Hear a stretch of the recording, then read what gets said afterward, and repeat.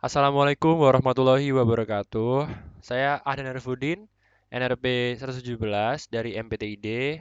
Saya di sini sebagai perwakilan dari kelompok 3 yang menjelaskan mengenai mengendalikan kualitas Swiss 3. Sebelum saya memperlihatkan video saya ingin memperkenalkan anggota kelompok yang lainnya. Yang pertama yaitu ada Bayu Narendra Jati, NRP 72. Yang kedua ada Auran Ihda Sabila, NRP 87. Yang ketiga ada Muhammad Rio Ihsan Kamal, NRP 91. Dan yang terakhir ada Rohim Fahrul Novian, NRP 18. Nah, di video ini akan menggambarkan suatu ketua forum yang memimpin anggota forumnya mengenai pembahasan teknik manakah yang dapat digunakan atau lebih sesuai dengan proyek yang sedang berjalan, yaitu perbandingan antara meeting dan juga teknik statistical sampling. Nah, jadi semoga video kami ini dapat diterima dengan baik, dapat dicerna informasinya, dan semoga video ini bermanfaat untuk kalian. Baik, selamat pagi rekan-rekan sekalian. Pada forum kali ini kita akan mencoba untuk membahas mana teknik yang paling baik untuk dilakukan dalam proses kontrol quality pada proyek aplikasi kasir kita. Kita akan coba membandingkan antara teknik meeting dan teknik statistical sampling. Oke, karena itu mari kita mulai. Apakah dari rekan-rekan sekalian ada yang ingin menyampaikan penjelasan mengenai meeting? Silahkan. Jadi, meeting dalam proyek adalah pertemuan antara pihak yang terlibat dalam proyek untuk membicarakan atau membahas sesuatu dalam proyek tersebut. Dalam hal kontrol quality, yang dibahas dalam meeting ialah tentang permintaan perubahan yang disetujui.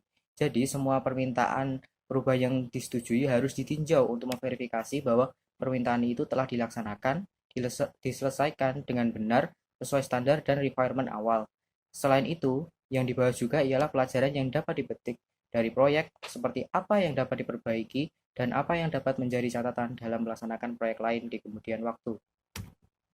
Baik, apakah ada yang bisa menjelaskan kelebihan dan kekurangan dari teknik meeting serta kesesuaiannya dengan proyek kita?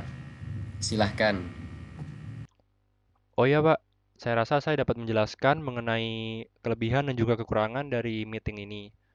Mungkin bisa saya mulai dari kelebihan yang terlebih dahulu. Yang pertama yaitu kelebihan dari meeting dapat memecahkan masalah dengan cepat berdasarkan diskusi antar anggota meeting.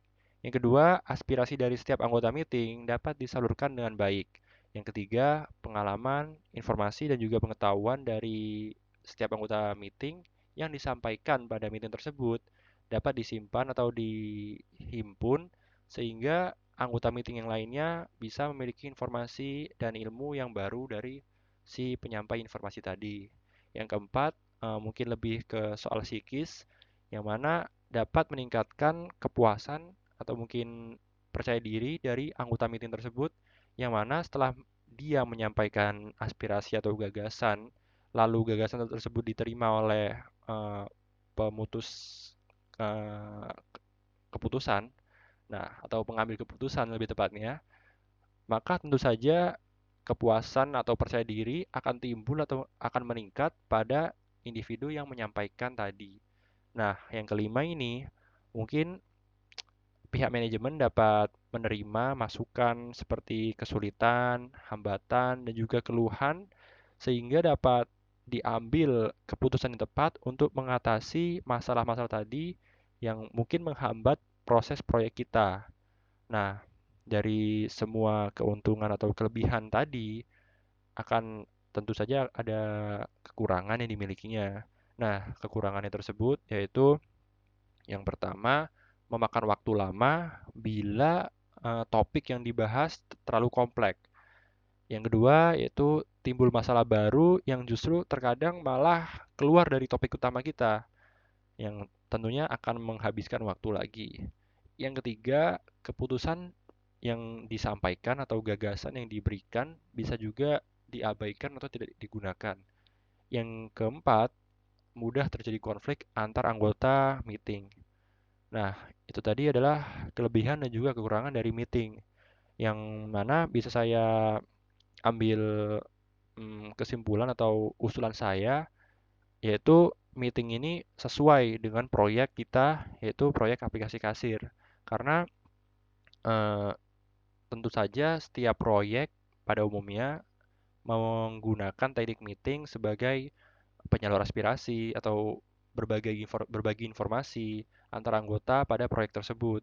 Nah, karena informasi sudah didapatkan dan informasi tadi dapat digunakan untuk mengatur atau mengontrol kualitas pada proyek kita.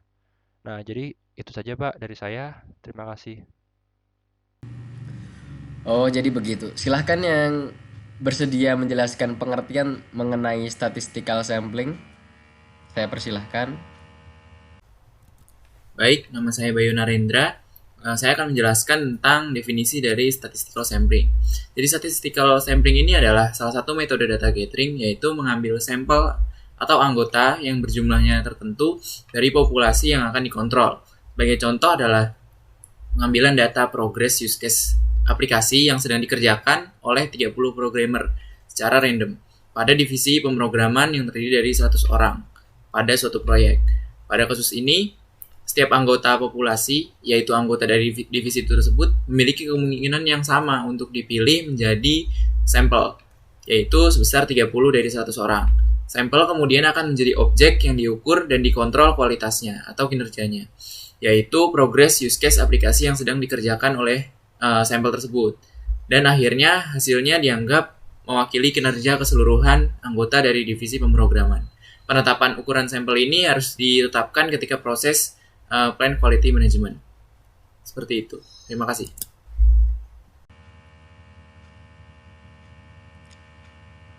Baik, terima kasih. Selanjutnya silahkan dijelaskan pula kelebihan dan kekurangan dari statistical sampling serta kesesuaiannya dengan proyek kita. Silahkan. Saya, Pak. Adapun kelebihan dari statistical sampling adalah membuat kita lebih mudah untuk memantau kualitas produk aplikasi kasir ini secara real time, sehingga dapat menghasilkan produk dengan kualitas yang lebih seragam sehingga mengurangi pemborosan. Selain itu, membantu mengurangi waktu dan uang yang dihabiskan untuk menangani pengembalian produk oleh pelanggan atau klaim garansi karena pelanggan tidak menerima produk yang sesuai atau menerima produk yang rusak. Tools ini juga membantu kita untuk menemukan dan memperbaiki root cause atau akar masalah dengan lebih mudah sehingga dapat meminimalkan adanya produk gagal. Baik, terima kasih rekan-rekan sekalian atas penjelasannya mengenai teknik-teknik dari kontrol quality. Menurut hemat saya, meetings merupakan teknik yang paling sesuai untuk diterapkan pada proyek kita. Karena cakupan proyek dari aplikasi kasir kita yang tidak terlalu besar. Nah, makanya dengan teknik meeting ini, proses kontrol quality akan lebih cepat dan tepat dilakukan sebagaimana yang telah sebelumnya disampaikan oleh rekan Ahdan. Apabila dalam proyek kita ada beberapa perubahan, nah dalam meeting nanti juga bisa langsung dibahas bersama dengan stakeholder yang terlibat. Oleh karenanya pada pertemuan ke depan kita akan melakukan meeting untuk membahas kontrol quality project aplikasi kasir kita. Baik, terima kasih telah hadir dalam rapat kali ini. Dengan ini rapat kali ini saya tutup. Terima kasih. Nah, jadi itu tadi adalah video mengenai mengendalikan kualitas Swiss 3 dari kelompok 3 di MBTID. Saya selaku perwakilan dari kelompok 3 mengucapkan mohon maaf jika terdapat kesalahan kata atau kekurangan pada video tadi. Dan saya juga mengucapkan terima kasih sudah menonton video ini. Saya ucapkan wassalamualaikum warahmatullahi wabarakatuh.